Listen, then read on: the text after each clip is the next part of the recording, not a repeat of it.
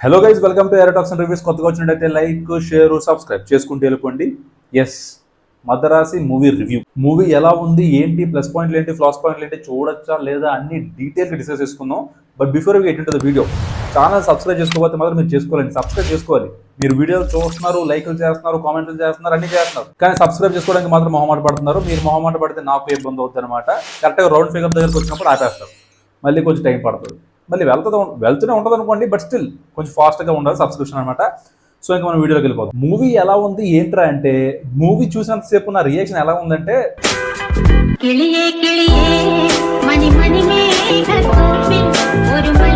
అదనమాట matter. Cinema Murugadoss గారు direct చేశారు. అసలు ఇది సినిమా మురుగదాస్ గారిదా లేకపోతే ఇంకెవరిదైనా నాకే చాలా డౌట్ వచ్చింది అనమాట. ఆయన తీసిన తుపాకీ కానీ, లేదంటే సర్కార్ కానీ, లేదంటే గజనీ కానీ, అసలు ఎలాంటి సినిమాలు తీసేవారు ఆయన. బట్ ఈ మూవీ చూసిన తర్వాత డైరెక్ట్ చేసింది మురుగదాస్ గారు అని లేదని నాకు చిన్న డౌట్ వచ్చింది. లేకపోతే ఏంటండి ఆ మూవీ ఏంటి అసలు? హీరోకి మెడికల్ ప్రాబ్లం అంటారు, చిన్నప్పటి నుంచి ఆ డిసీజ్ ఉందంటారు, తర్వాత దానివల్లే హీరోయిన్ లవ్ చేసింది అంటారు. అది అలా లవ్ చేయడం ఏంట్రా అంటే, అసలు ఆ జబ్బు ఏంట్రా అంటే, అది మీరు సినిమా చూస్తే అర్థమవుతుంది అనమాట. చెప్పేస్తే స్పాయిలర్లా అనిపిస్తుంది. కానీ అది కూడా హీరో ఫ్లాష్ బ్యాక్ లో ఏదో కొంచెం ఎమోషనల్ గా ట్రై చేశారు. కానీ ఓకే, ఆ ఫ్లాష్ బ్యాక్ వరకు ఓకే. బట్ అది రీజన్గా పట్టుకొని మళ్ళీ మెడికల్ ప్రాబ్లం అంటే నాకు ఎందుకు కొంచెం వర్కౌట్ అవ్వలేదు అనిపించింది. సో ఆ మెడికల్ ప్రాబ్లం చూసే హీరోయిన్ లవ్ చేస్తుంది అంటారు. ఓకే, బాగుంది.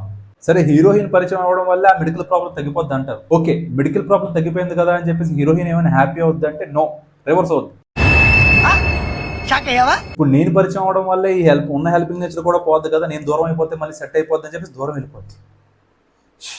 చెప్తున్నప్పుడు మీరే ఎంత కన్ఫ్యూజ్ అవుతే చూస్తున్నప్పుడు నాకు ఎలా ఉండాలి చెప్పండి ఒకసారి.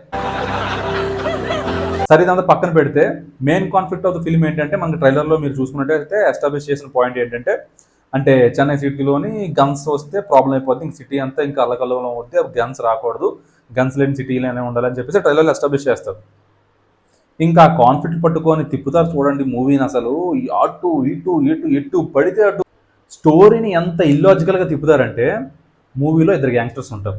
ఓకే, ఒక ఆపరేషన్లో ఒక గ్యాంగ్స్టర్ దొరికిపోతాడు.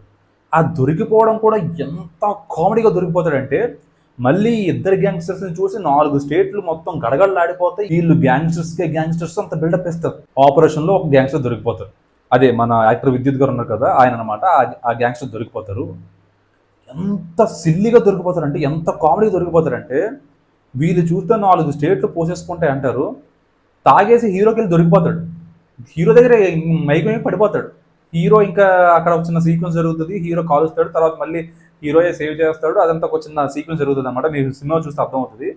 అక్కడ కామెడీ దొరికిపోతాడు. సో ఇప్పుడు ఇంకో గ్యాంగ్స్టర్ ఉన్నాడు కదా, ఆ గ్యాంగ్స్టర్కి అంటే లైక్ విద్యుత్ గారిని ఎవరు చంపారు అంటే, లైక్ చంపారని కాల్ చేస్తారు అనమాట. అక్కడ చిన్న సీక్వెన్స్ జరుగుతుంది.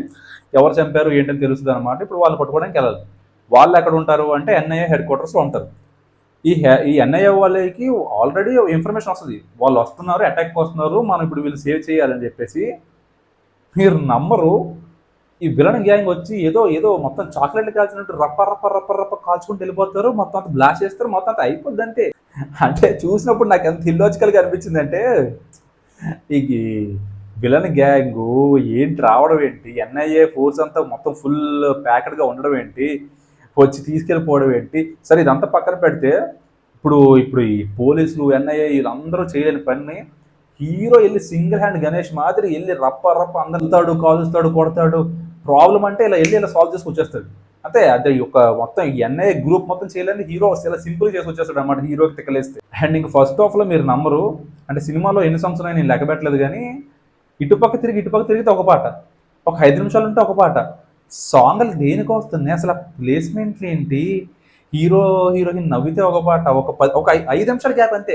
ఒక 5 నిమిషాలు 10 నిమిషాల్లో ఇంకొక పాట, రప్ప వచ్చేస్తూనే ఉంటాయి. ఇంకా యాక్ట్రెస్ విషయానికి వస్తే, ఇప్పుడు యాక్ట్రెస్ అనడానికి ఏం లేదండి. అంటే ఇప్పుడు శివకార్తికేయన్ గారు స్క్రిప్ట్ సెలెక్ట్ చేసుకుంటే ఇదంతా అవుతుంది. కానీ ఇది పక్కన పెడితే శివకార్తికేయన్ గారు కానీ, లేదంటే రుక్మిణి గారు కానీ, లేదంటే విద్యుత్ గారు కానీ, లేదంటే ఇంకా ఎవ్వరికి ఇచ్చిన రోళ్ళని వాళ్ళు బాగానే చేశారు. బట్ ఏంటంటే స్క్రిప్ట్ స్ట్రాంగ్గా లేదు.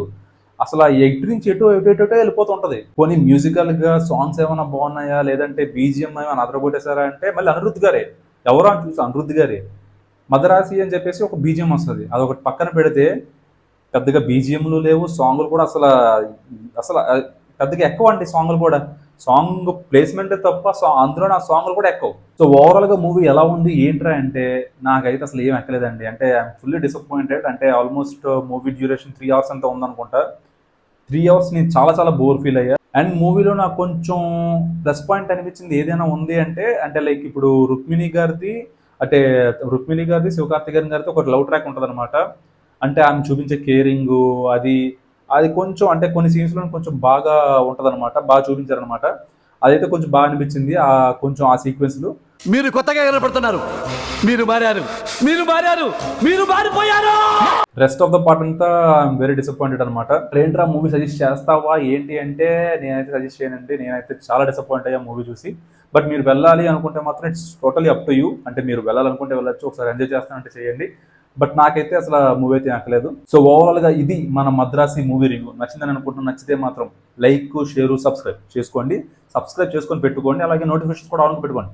ప్రతి మూవీకి రివ్యూస్ వస్తూనే ఉంటాయి. డైలీ షార్ట్స్ వస్తూనే ఉంటాయి. కరెంట్ అఫైర్స్ మీద కూడా షార్ట్స్ వస్తూ ఉంటాయి. సో అన్నీ వస్తూనే ఉంటాయి. మీరు చేయాల్సిన పని ఏంటంటే సింపుల్‌గా సబ్స్క్రైబ్ చేసుకోండి. ఒకవేళ తెలియని వాళ్ళు ఎవరుంటే వాళ్ళు కూడా కొంచెం షేర్ చేయండి.